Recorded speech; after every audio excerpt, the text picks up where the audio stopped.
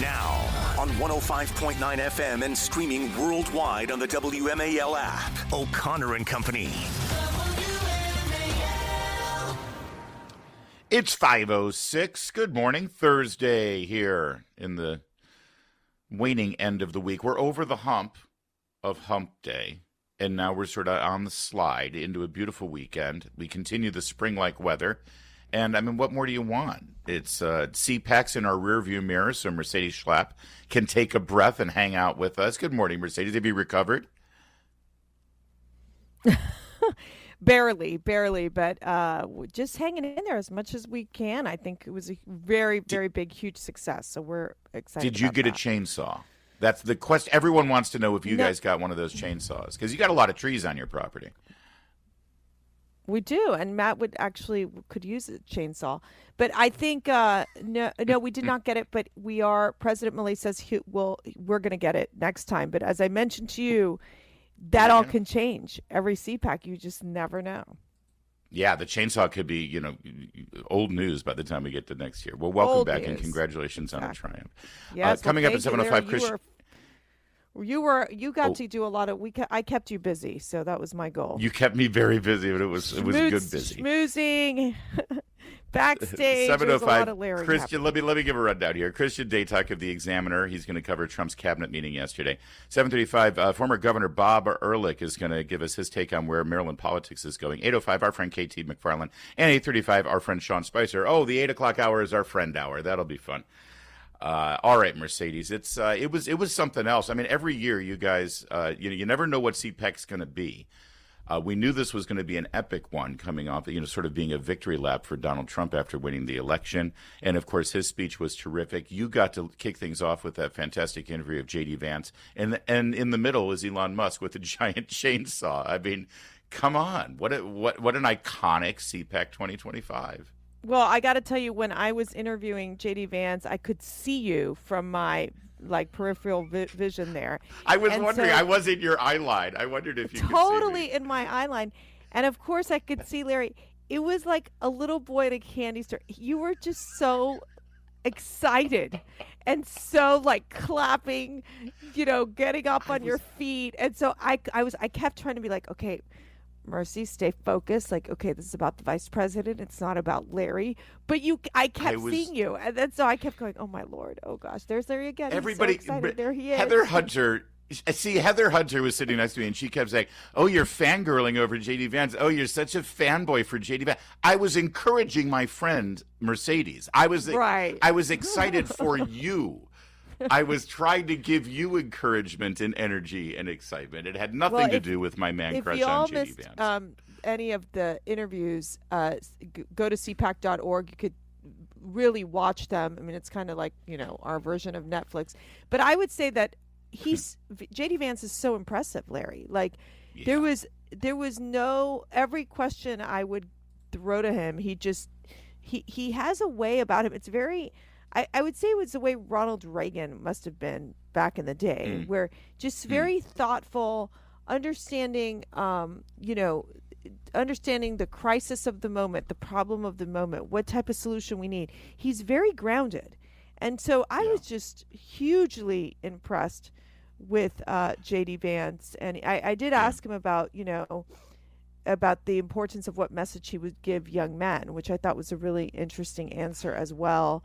And that is one of the moments that went viral in that interview. His advice for. And I'm glad you asked it too. Is it true that was suggested in part by your daughter's boyfriend?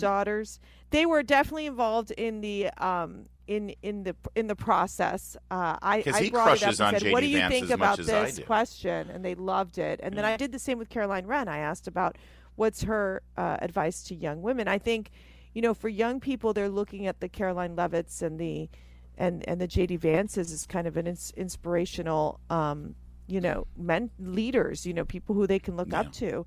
And I got to say, Elon Musk, I think my favorite question is, what goes on in your brain? And Elon Musk responds, a storm. I was just like, What's it like to be in your brain? Wow, I would love to be in your brain for 5 minutes.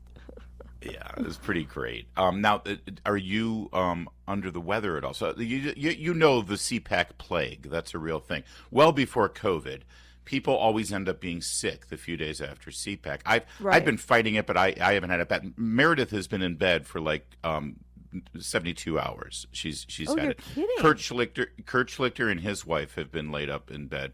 Julie Kelly got sick. That's a lot of information. I'm that's kidding. true. Kurt. But there's been a lot of sickness. But you guys dodged the bullet. You didn't catch the bug. Well, this is why when you have a great doctor like Dr. Brooke Miller and Ann Miller who take care of us and take care of the schlaps. I not only he's my physically, but I doctor think our too. What are you souls. telling me? Is he giving you better stuff than he gives me? No, I'm so committed to the supplements he tells me to take. Like I am just religious about it. Take my supplements.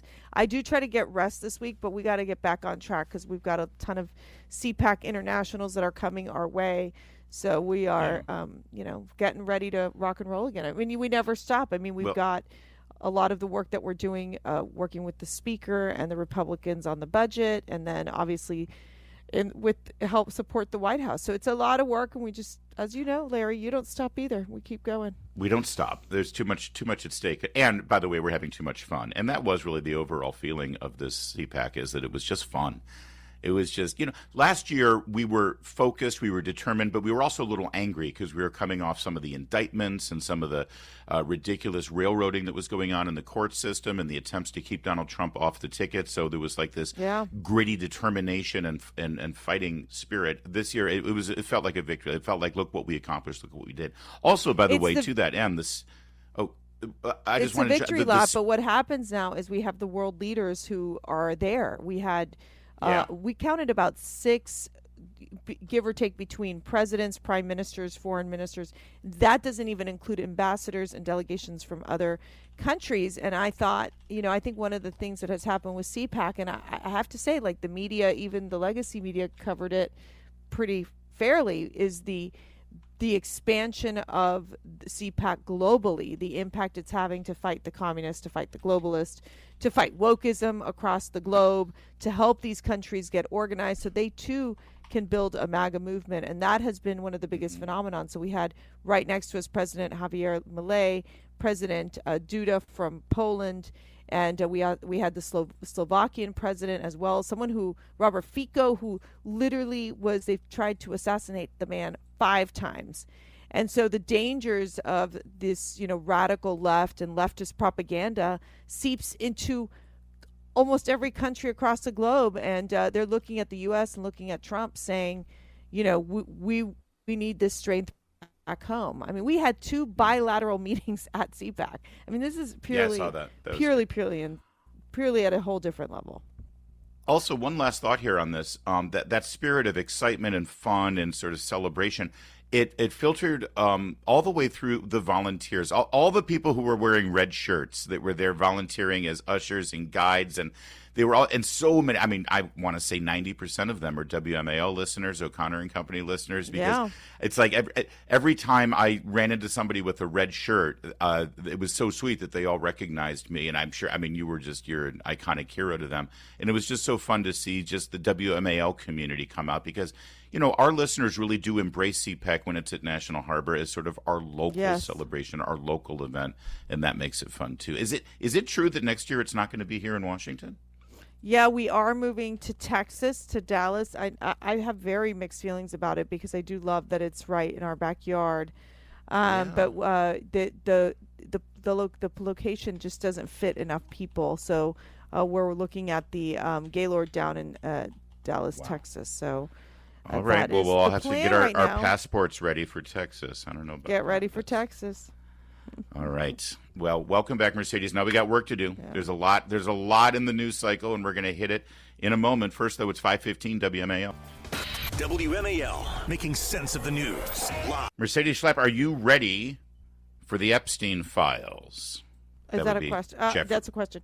Jeffrey Epstein files. I think we need to figure out, for too long, these kind of, elites, billionaires who basically preyed on very young girls, and it's a disgusting situation. And I mean, it literally was what I would say being, like a sex trafficking ring. And 100% it was a sex trafficking. In fact, we know that because the woman, the madam, has been in prison. She's been convicted for trafficking young girls, and yet none of the clients, the men who preyed on those young girls, have been arrested, let alone convicted. Explain that to me. Nobody can quite understand it. So last night, Attorney General Pam Bondi was on Jesse Waters, and she made the big reveal. Here she is.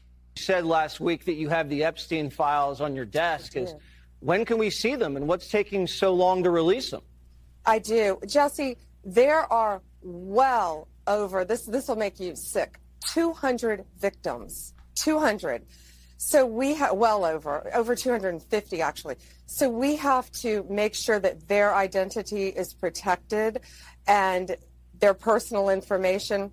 But other than that, I think tomorrow, the personal information of victims. Other than that, I think tomorrow, Jesse, breaking news right now, you're going to see some Epstein information being released by my office. What kind? Are we going to see who was on the flights? Are we going to see any evidence from what he recorded? Because he had all of his homes wired with recording devices. Yeah. What you're going to see, hopefully tomorrow, is a lot of flight logs, a lot of names, a lot of information. But it's pretty sick what that man did. Okay, well, we'll along look with for his that. Co-defendant. Absolutely, and he had help. That's for He sure. He sure did. A lot of flight logs, a lot of visitors, a lot of guests. It's very sick what he did, and she says that the time that she's been spending over the last, I think, 10 days since she was sworn in is to protect the names of the victims in all of this and make sure their identity is and personal information is protected in these legal documents. So that's going to be a blockbuster, and that should be coming out today, according to Attorney General Bondi. Yeah, look, I think she's making good to her promise. I think there was a lot of, especially conservatives and even Americans saying, look, what are in these Epstein files? Why didn't Joe Biden and his team release them? What is the cover-up story behind it?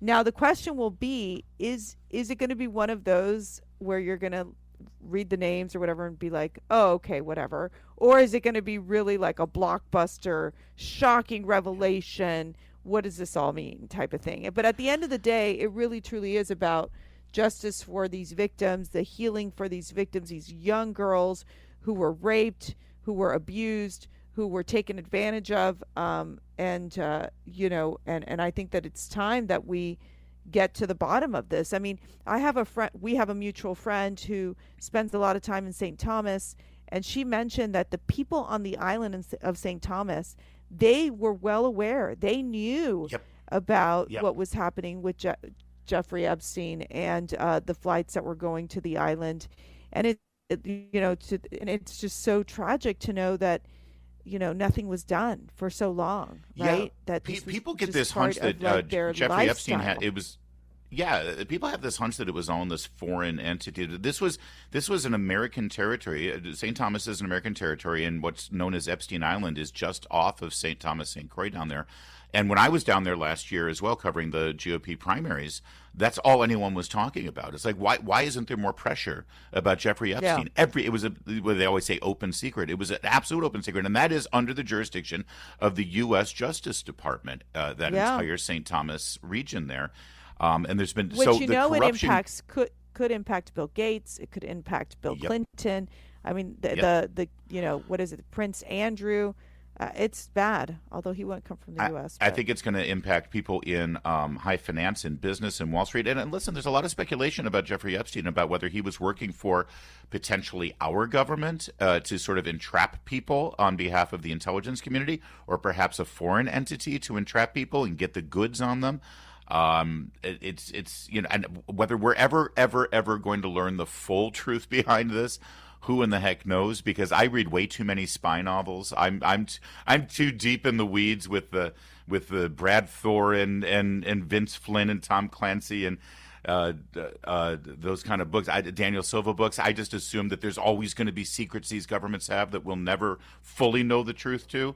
But at the very least, we should be able to get some of the truth, especially when it involves a federal prosecution. There's no reason to keep all of this under shield. Yeah, well, and it was really Congress, a lot of the congressional members, Representative Anna Paulina Luna and several others, Marjorie Taylor Greene, really pushing Pam Bondi to release the Epstein files. So this was a big move also, I think, from the congressional members to say, okay, we want to see these files and we want to see them now. And we're going to see at least some of them today. Maybe we'll finally figure out why Bill Clinton was wearing that blue dress in that portrait that Jeffrey Epstein had in his home. Now on 105.9 FM and streaming worldwide on the WMAL app. O'Connor and Company. It's 5:36, and we are charging straight ahead on this news cycle on O'Connor and Company. Thanks for tuning in here to WMAL. Thanks for letting us be a part of your morning routine. We really do appreciate it, and we'll never take it for granted, I assure you. At 7:05, Christian Daytalk covers the White House for the Washington Examiner. Talk about yesterday's scene in Trump's first cabinet meeting here in the second term.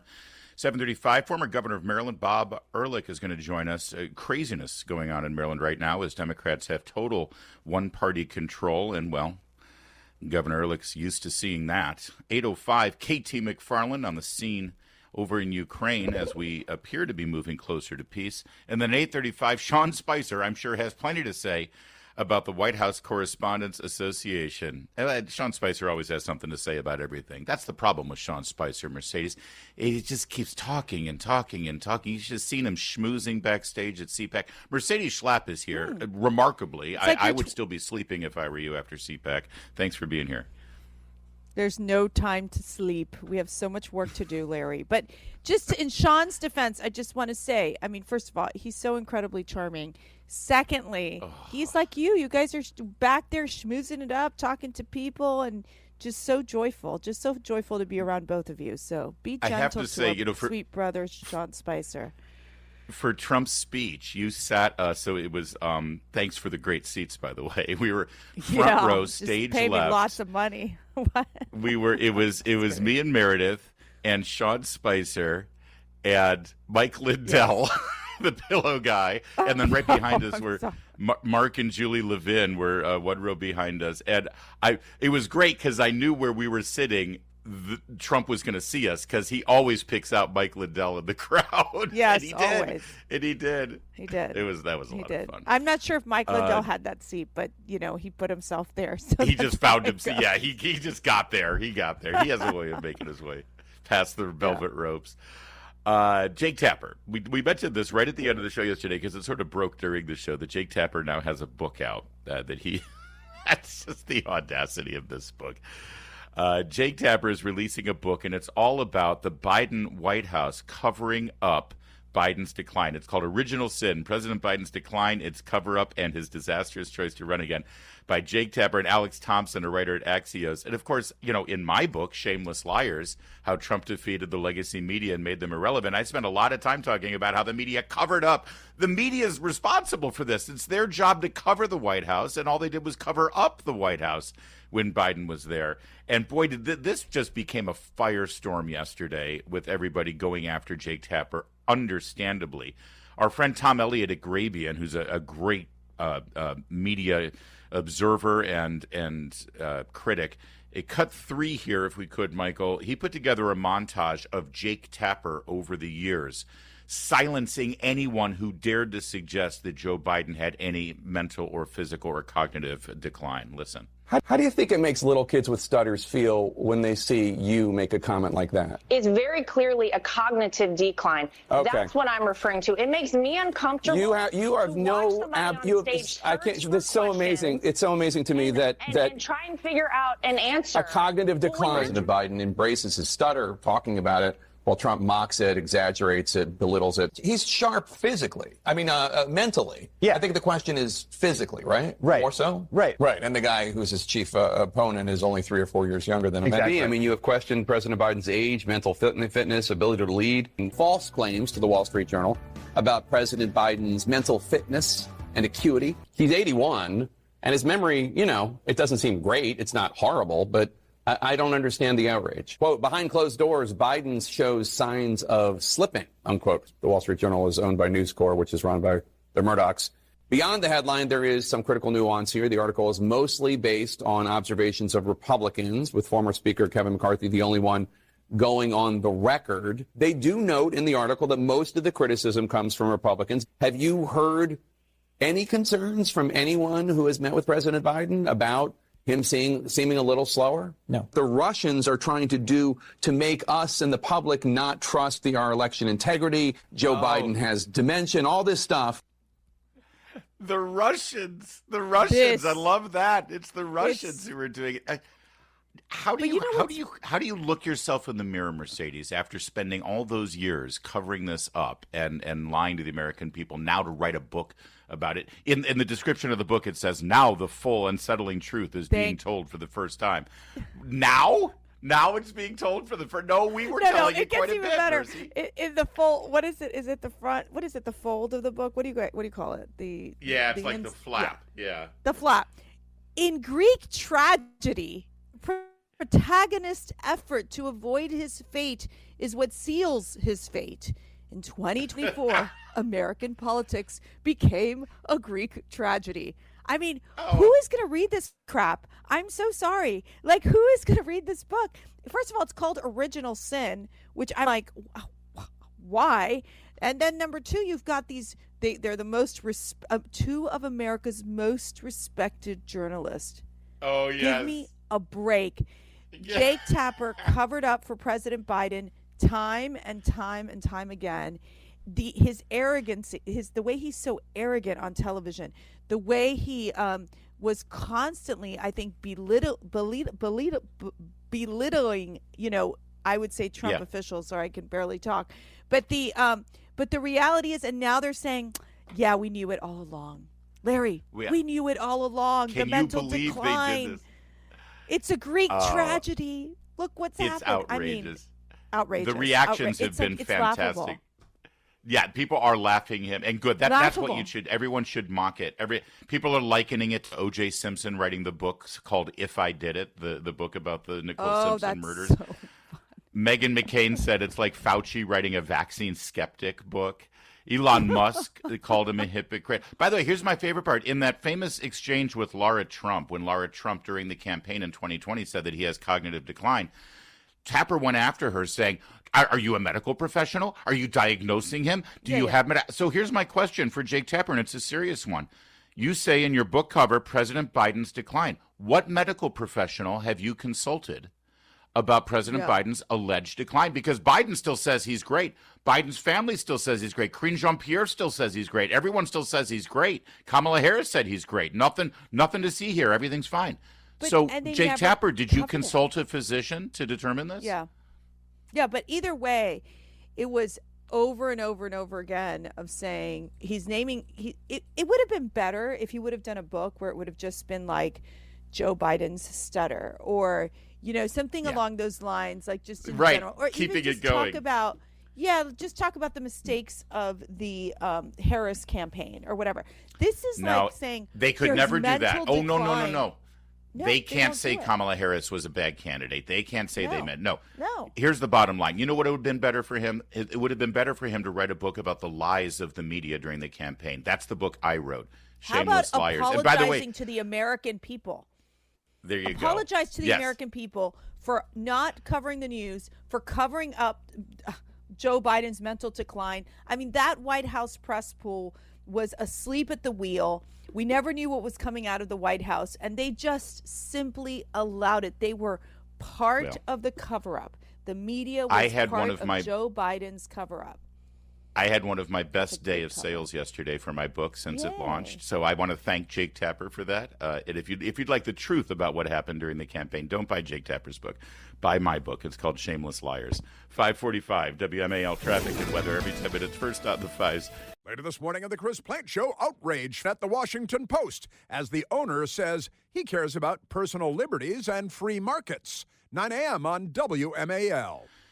Mercedes, Gavin Newsom only has 2 more years to be governor of California. Obviously, he's starting to think about what's next. Most people think that Governor Hairgel is going to try to run for president. He might. I don't know. I think Ron DeSantis sort of destroyed him in that head-on-head debate. But listen, the Democrats are scrambling. They need to figure something out, so why not go with Gavin Newsom? In the meantime, he set up a fallback plan just in case he doesn't make it to president. He's started a podcast. He wants to be an influencer. Mercedes, he's going to be the next Joe Rogan for the left. Here's Gavin Newsom announcing his new podcast. We need to change the conversation, and that's why I'm launching a new podcast. And this is going to be anything but the ordinary politician podcast. I'm going to be talking to people directly that I disagree with, as well as people I look up to. But more important than anything else, I'll be talking directly with you, the listener. Real conversations. What's going on with the cost of eggs? What are the impacts, real impacts to you around tariffs? What power does an executive order really have? And what's really going on inside of Doge? Look, there's an onslaught of information that we take in. All right, so I let's can't. take That's it to enough. the source. That's plenty. That's more than enough. That's plenty. I love the fact that everybody thinks they can be a podcaster. Yet this guy's still the governor, and the state's falling apart, and he dodges responsibility for the homelessness, for the fires, for the droughts, for violent crime, for you guessed, and the highest taxes in the country and the influx of illegal immigrants taking jobs and draining the state's resources. And instead of actually using his last 2 years to do something about it, he's starting a podcast. Give me a break, Mercy. Larry, I think you're jealous. He's got better hair than you do. He's super handsome. He does have great hair. Why not let the guy have a podcast? He is, Wait, I have to say, no. I don't agree with him at all. I think he's the worst Did you just governor say ever. He's super but handsome? I actually think he's kind of likable. I do. Oh my gosh. What are you, Kimberly Yeah, Guilfoyle over here? Stop it. No, they don't. That's really delicate situation. Okay, listen. So the one thing he did say, the one thing he did say, because my friend from Politico, Daniel Littman, he sent me a text. He goes, "Hey, by the way, you need to read this." He goes, "Yeah, that Gavin Newsom said we're gonna have different guests like the CPAC lineup." So he watched. So that means Gavin Newsom was watching to see who was going to be on CPAC. Look, he's a horrific governor. He might have a better shot at being a podcaster, in my opinion. I guess do you think this is him? Is this him waving the white flag, saying, "I know I'm not going to be president, so I got to do this"? Or does he believe being a podcast host is a way to become president? I think maybe that's the way to do it. Let him launch his podcast. Let him get all these people on. He really tries. Like, he's one of them that's been on Sean Hannity's show. He's one of the Democrats that's like kind of unafraid to go talk to Republicans. I don't know. I just think you're being a little too harsh on him. He's the worst governor. Don't get me wrong. I think he's horrific. But I think that his new career might be a better fit. Okay, that's great. You know what? 100%. And you're right. He's still governor for 2 more years. He's got a job to do. I have family members who live in the state of California. Yeah. Maybe he should do his job instead of figuring out his new sidelight effort. Produced by iHeartMedia, by the way. Oh, I salute you, iHeartMedia. Great job over there, boys. They got to be proud of yourselves. Can you imagine a governor starting his side career while he's still in? It's the biggest state in our country, for God's sake. But he really, I think for him, it's like his therapy. Like, I think he's having such a hard time governing the state that he needs an outlet. So it's about becoming a podcaster, because you know what? Everyone can become a podcaster. It's true. But anyways, I love It Derek is a very Hunter, low bar for entry. The great Derek Hunter, who posted, "Personally, I'm glad that Los Angeles has already recovered from those wildfires and has rebuilt. So Governor Hairdo has the time to do this, Governor." That's right. Yeah, Michael Schellenberger commented. He lives in San Francisco. Independent journalist Michael Schellenberger. "You cut fire prevention, LA burned. You spent $24 billion on homelessness, it rose 40%. You reduced penalties for violent crime, it's 31% higher in California than in the U.S. as a whole. And instead of taking responsibility, you're trying to become an influencer." Mm-hmm. It's pathetic. That's 5:53.